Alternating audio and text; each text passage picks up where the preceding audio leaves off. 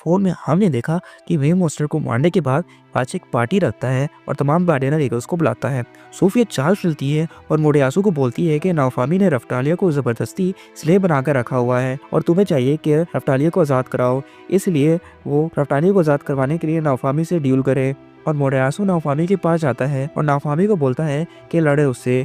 और जब नाओफामी इनकार कर देता है और जा रहा होता है तो बादशाह की एंट्री होती है और वो बोलता है कि वो उसने इन दोनों की बातें सुन ली हैं और वो नाओफामी को जोर देने लगता है कि वो मोटेयासु से लड़े, वरना वो रफ्टालिया को अपनी तमाम ताकत लगाकर आज़ाद करा देगा। अब नाओफामी के पास कोई भी चारा नहीं होता और उसको लड़ना पड़ता है।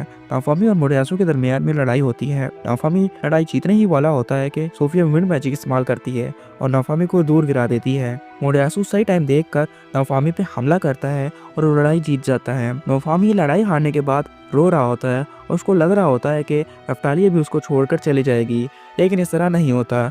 रफ्टालिया नाओफामी के पास आती है, उसको गले लगाकर समझाती है कि वो उसको छोड़ने वाली नहीं और उसको बताती है वो उस पर अपने आप से भी ज़्यादा भरोसा करती है। और फिर दूसरी तरफ इस कहानी में सोफिया की माँ की एंट्री होती है और इसके जासूस सारी खबरें इसको दे रहे होते हैं। वो बताते हैं कि शील्ड हीरो के साथ काफी नाइंसाफी हो रही है और सोफिया और किंग दोनों मिलकर शील्ड हीरो का नाम खराब करने पे लगे हुए हैं। सोफिया की माँ, जिसका नाम मिरिलिया होता है, वो कहती है कि फिर शील्ड हीरो इन सब का सामना कैसे कर रहा है। फिर वो बताती है कि शील्ड हीरो ने स्लेव ट्रेडर से एक स्लेव खरीदी है और वो इसको ट्रेन कर रहा है। फिर हमें पता चलता है कि मिरिलिया इसलिए कंट्री से बाहर है क्योंकि इनकी कंट्री के अलावा भी दूसरी कंट्रीज में वेव आ रही थी। इसकी वजह से दूसरी कंट्रीज को वेव से बचाने के लिए अपनी कंट्री को सोफिया और किंग के हवाले करके जाती है। वेव के खत्म होने के बाद रिवार्ड सेरेमनी थी। इस रिवार्ड सेरेमनी में तमाम 4 कार्डिनल हीरोज को बुलाया गया और रिवार्ड देना शुरू किया, लेकिन किंग अपनी चालाकियों से कहां बाज आ सकता था, इसलिए वो मोटेयासु को 4000, इत्सुकी माकी को 3800 और नाओफामी को खाली 500 सिल्वर कॉइंस देता है। लेकिन जैसे ही नाओफामी 500 सिल्वर कॉइंस लेने के लिए हाथ आगे बढ़ाता है तो वो कहता है कि हमने नाओफामी के स्लेव को आजाद कराया, इसलिए नाओफामी को एक भी सिल्वर कॉइन नहीं दिया जाएगा। फिर इत्सुकी और अमाकी नाओफामी का साथ देते हैं और इत्सुकी कहता है कि पहले आपने नाओफामी से स्लेव को खुद आजाद करवाया और अब इसका जो हक बनता था वो भी इसे नहीं दे रहे हैं, क्या ये इसके साथ ज्यादती नहीं? अमाकी इत्सुकी की बात पर हामी बढ़ता है और कहता है कि रूल्स के मुताबिक नाओफामी गेम जीत गया था। फिर मोटेयासु कहता है कि मैं नहीं हारा हूँ। तो पीछे से सोफिया कहती है कि नाओफामी ने भी तो इसके साथ चीटिंग की थी, उसने भी तो ड्रैगन मॉन्स्टर गेम के अंदर एंट्री दी थी, जिसकी वजह से फादर नाओफामी को रिवार्ड नहीं दे रहे। फिर इत्सुकी कहता है कि तुमने भी विंड मैजिक का यूज करके चीटिंग की थी। फिर अमाकी बताता है कि नाओफामी ने भी वेव के दौरान विलेजेस और पेरिस के सिपाहियों की जान बचाई थी और ये अब उसका हक बनता है। तो फिर किंग जलते हुए कहता है कि इसको रिवार्ड दे दो और अब तुम यहाँ से दफा हो जाओ। नाओफामी गुस्से में आ जाता है, लेकिन रफ्टालिया नाओफामी से कहती है कि ये तो अच्छा ही है, उन्हें रिवार्ड तो मिल गया, अब उनको इधर इतना टाइम वेस्ट भी नहीं करना चाहिए। और फिर रफ्टालिया नाओफामी उधर से चले जाते हैं और स्लेव ट्रेडर के पास जाते हैं और उधर रफ्टालिया अपनी चेस्ट पे स्लेव सिंबल बनवाती है। इससे नाओफामी उसके लेवल्स और एबिलिटीज को देखना शुरू कर देता है। नाओफामी कहता है कि उसको ये जरूरत नहीं थी कि वो दोबारा से स्लेव बने, लेकिन रफ्टालिया कहती है कि मुझे आप पे यकीन है और मैं आपके ट्रस्ट पाने के लिए सब कुछ कर सकती हूँ। स्लेव ट्रेडर कहता है कि क्योंकि ये वर्जिन नहीं है और बड़ी स्लेव है, इसके तो 30 सिल्वर कॉइन बनते हैं, लेकिन रफ्टालिया गुस्से में आ जाती है और कहती है कि वो वर्जिन है। इन दोनों के दरमियान बहस शुरू हो जाती है। इसी दौरान नाओफामी की नजर एक अंडे पे पड़ती है। नाओफामी स्लेव ट्रेडर से पूछता है कि ये किसका अंडा है। फिर स्लेव ट्रेडर बताता है कि ये मॉन्स्टर एग की लॉटरी है और ये फिलोलेल का अंडा है। नाओफामी कहता है कि ये फिलोलेल क्या होता है, तो रफ्टालिया बताती है कि ये एक बर्ड होता है, सामान ले जाने वाली गाड़ियों को खींचता है। तो स्लेव ट्रेडर कहता है कि अगर इनकी किस्मत अच्छी हुई थी, इस एग के अंदर से एक ड्रैगन भी निकल सकता है जिसकी कीमत 20 सोने के सिक्के हैं। स्लेव ट्रेडर कहता है कि मैं तुम्हें एक बड़ा डिस्काउंट दूंगा अगर वो स्लेव क्रेस्ट और अंडा खरीदे। नाओफामी अंडे को लेकर वहाँ से निकल जाता है। रफ्टालिया कहती है कि हमने इस पे ऐसे ही पैसे बर्बाद। तो फिर नाओफामी कहता है कि हम कब तक अकेले लड़ते रहेंगे, तुम्हें भी कोई एक ऐसा पार्टनर चाहिए जो तुम्हारे साथ फाइट कर सके। रफ्टालिया कहती है कि वो एक अच्छी तो लड़ती है। फिर नाओफामी कहता है कि अगर ड्रैगन नहीं निकला तो हम दोबारा स्लेव ट्रेडर को फिलोलेल बेच देंगे, हमारे पैसे जाया नहीं होंगे। फिर वो मेडिसिन शॉप पे आ जाते हैं। शॉपकीपर बताता है कि मुझे मेरे एक ल्यूट वैली के रिलेटिव ने बताया है कि आपने उनकी हेल्प करी है, तो ये बुक ले जाएं। इस बुक में तमाम मेडिसिन बनाने की रेसिपी है, तो भी मेडिसिन तुमने मुझे आज तक तुम मेरे पास लेकर आए हो, इसके अंदर वो सारा कुछ है। लेकिन सबसे बड़ा मसला ये था कि नाओफामी दूसरी दुनिया की वजह से इस बुक को रीड नहीं कर पा रहा था। तो फिर शॉपकीपर इसको बताता है कि एक लेडी मैजिक शॉप पे आपको बुला रही थी, वो तुम्हारा ये मसला हल कर सकती है क्योंकि तुमने उसके बड़े बेटे को ल्यूट वैली में जो बचाया था। और वो मैजिक शॉप चले जाते हैं और वो लेडी बताती है कि नाओफामी तुम्हारे पास हीलिंग और सपोर्ट मैजिक की पावर है, जबकि रफ्टालिया के पास लाइट और डार्क मैजिक की पावर है। इसको चाहिए कि वो इलेजियन मैजिक पढ़े और वो रफ्टालिया को एक बुक देती है, लेकिन रफ्टालिया और नाफामी के पास बुक खरीदने के पैसे भी नहीं होते। तो वो लेडी कहती है कि तुम बुक रख लो,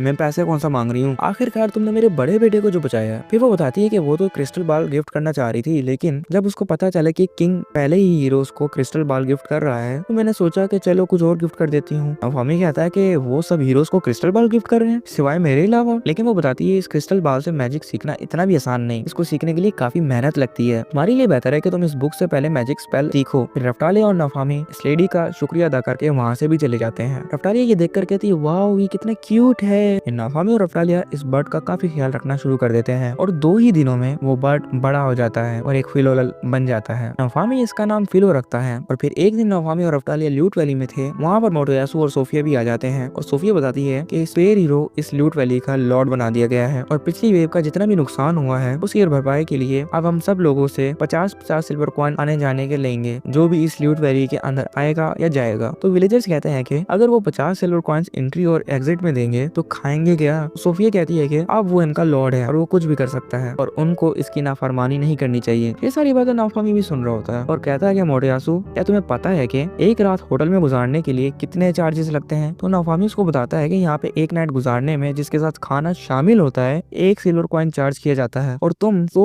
सिल्वर कॉइन्स खाली चार्ज कर रहे हो एंट्री एग्जिट के लिए इन गरीब अवाम से। विलेजर्स नाफामी का साथ देते हैं और मोटोयासु के हुक्म की नाफरमानी करना शुरू कर देते हैं। तो वे गुस्से में आकर नाफामी पे हमला करने लगती है, लेकिन वहाँ पे क्वीन मिरिला के शैडो आ जाते हैं और वो सोफिया को क्वीन का एक लेटर देते हैं। सोफिया लेटर पढ़कर गुस्से में आ जाती है और नाफामी को कहती है कि अगर तुम चाहते हो कि विलेजर्स को उनके राइट्स मिले तो तुम्हें मोटोयासु से फाइट करनी होगी, लेकिन नाफामी इनकार कर देता है। मगर विलेजर्स की काफी सराहना करने के बाद नाफामी मान जाता है और कहता है कि चलो मैं फाइट करने के लिए रेडी हूँ, लेकिन इसका नतीजा जो भी निकले मैं इसका जिम्मेदार नहीं होऊंगा। लेकिन इस बार फाइट रेसिंग जीती, जो भी पहले जीता ऑर्डर उसका माना जाएगा। थोड़े ही देर में रेस स्टार्ट होने वाली थी। नाफामी मोटोयासु के पास आता है, कहता है कि क्या तुम मेरे ड्रैगन का मुकाबला इस लैम्प से करोगे। तो फिर क्या था, पिलो को गुस्सा आ जाता है और वो मोटोयासु के उस जगह लात मारती है जहाँ पे बंदे को सबसे ज्यादा दर्द होती है, बंदे को नहीं मेल को, और मोटोयासु दूर जाकर झाड़ी में गिरता है। सोफिया कहती है जल्दी जल्दी इस पे हीलिंग मैजिक करो। ये देखकर नाफामी और फिलो हंसने लगते हैं और इनको हंसता देखते रफ्टालिया काफी खुश हो जाती है और कहती है कि मैंने कभी भी नाफामी को इतना खुश नहीं देखा। थोड़ी ही देर में रेस स्टार्ट होती है और नाफामी रेस में लीड ले लेता है। ये रेस 3 लैप्स में डिवाइडेड थी, जो भी फिनिशिंग लाइन में पहले पहुंच जाएगा वो जीत जाएगा। सोफिया फिर अपने सोल्जर्स से कहती है कि मैजिक यूज करो और इस दफा सोल्जर्स फिलो की स्पीड काफी स्लो कर देते हैं, लेकिन फिलो तेज भागकर इस मैजिक को तोड़ देती है और मोटोयासु को पीछे छोड़ देती है। और अब सेकंड लैप खत्म हो जाता है। अब लास्ट और फाइनल लैप की बारी थी। इस बार सोफिया अपने सोल्जर से कहकर मोटोयासु के ड्रैगन की स्पीड काफी तेज करवा देती है, लेकिन फिलो फिर भी तेज भागकर मोटोयासु के साथ आ जाती है। अब की बार जो ग्राउंड में होल बने हुए थे उस पे नाफामी एयर स्ट्राइक शील्ड लगाता है और कहता है फिलो को कि इस पे कूदो, और फिलो इस पे पाँव रखकर जंप करती है और इस तरह वो गेम जीत जाते हैं। रेस खत्म होने के बाद फिलो एक फिलोलल में ट्रांसफॉर्म हो जाता है।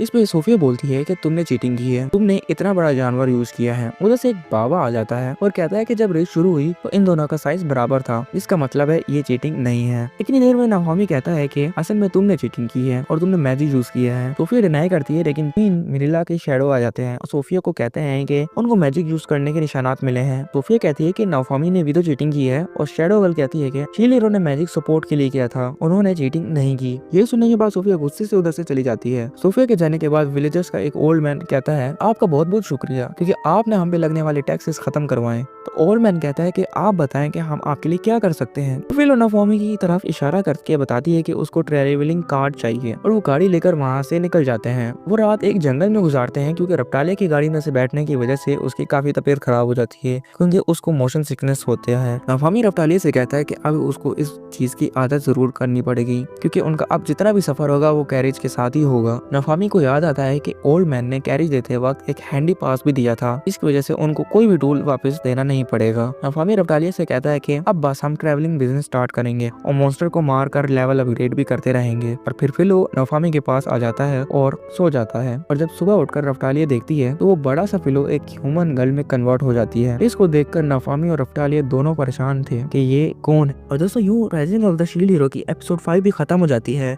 और अगर किसी ने दूसरी एपिसोड्स नहीं देखी तो मैं डिस्क्रिप्शन में जाते जाते मेंशन कर दूंगा, तो ज़रूर देखना। लेकिन प्लीज़ मुझे जाते जाते सारे एक बात तो बताओ, क्या नाफामी के पास रफ्टालिया भी है? फिलो भी है, लेकिन अभी भी तमाम कार्डिनल हीरोज़ में वो सबसे वीक है। लेकिन मुझे नहीं लगता कि नाफामी तमाम कार्डिनल हीरोज़ जितना स्ट्रॉन्ग हो पाएगा। तो प्लीज़ जाते-जाते अपनी राय कमेंट में ज़रूर देना और अपना फ़ेवरेट एनिमे सीज़न भी मेंशन करना। तो तब तक मिलते हैं नेक्स्ट एपिसोड में। So I am Eddie creator and this is my day 7 of posting anime episodes. I will meet you on the one day. See you. Bye bye.